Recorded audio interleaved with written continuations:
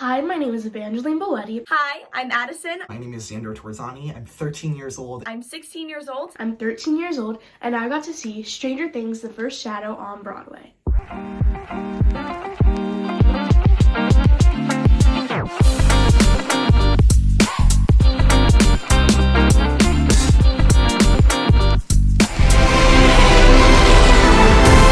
Someone killed him. Someone killed all of them.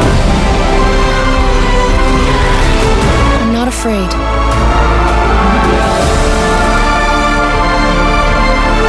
What if the thing you hate about yourself isn't a mistake? What if it's a miracle?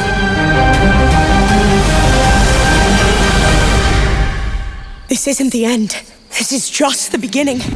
In a nutshell, Stranger Things: The First Shadow is about Henry Creel and his family moving to Hawkins, Indiana in 1950s, looking for a fresh start. It goes through him joining a play, and throughout the rehearsal process of that play, a bunch of things happen that reveal kind of Henry's past and who he is. At high school, Henry meets a cast of familiar characters, but in particular, a girl named Patty, who befriends Henry and helps him to have hope for the first time.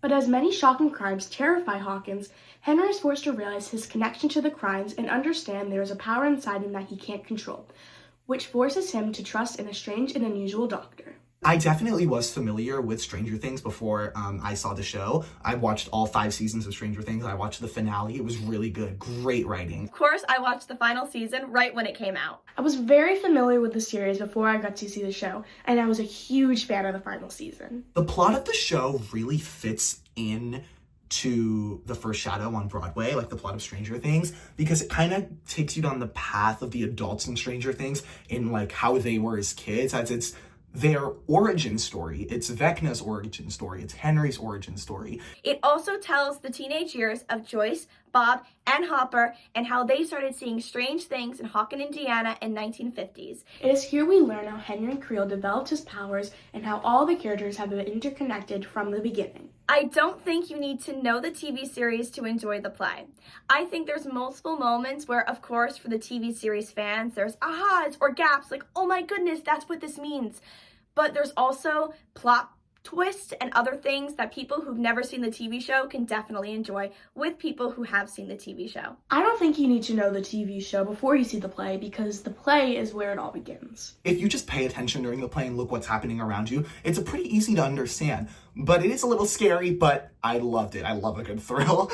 There were many moments in the play that definitely scared me, but I don't want to give any of them away, but I definitely was jumping in my seats at times. I've absolutely never been this scared before at any other Broadway show, and there were definitely parts where I almost jumped out of my seat. This is probably one of the most scariest shows I've seen on Broadway. Not in like an, oh my goodness, it's so scary, but jumping in your seat, be like, oh my God, but definitely a scary show. A character that I felt like that I can most relate to was definitely Joyce, because she's always trying to like help people out and kind of be there for people. And she's also trying to open a play, and on opening night, the lead actor goes missing.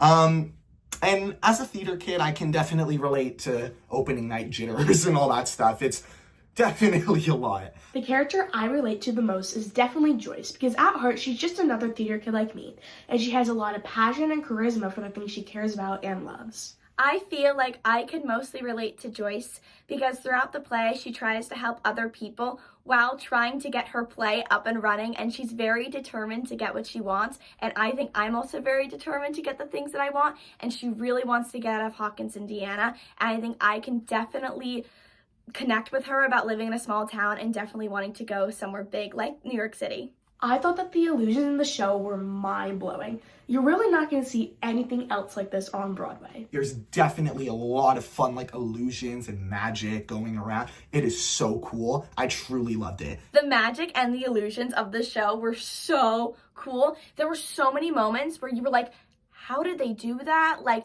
how is this person flying? It was so cool. And especially the mind flare, that was definitely the most jaw-dropping moment of the night. I definitely think that Stranger Things: The First Shadow would be a great fit for other teenagers to see, just because Stranger Things is already such a popular show, and now that you can see it on Broadway, so many teenagers are probably getting like exposed to theater because of this show. And I think that that's beautiful, because kids are getting to kind of see what they love to watch on TV now in person, live. I think other teenagers would enjoy the show because it's such an adrenaline-filled, exciting experience.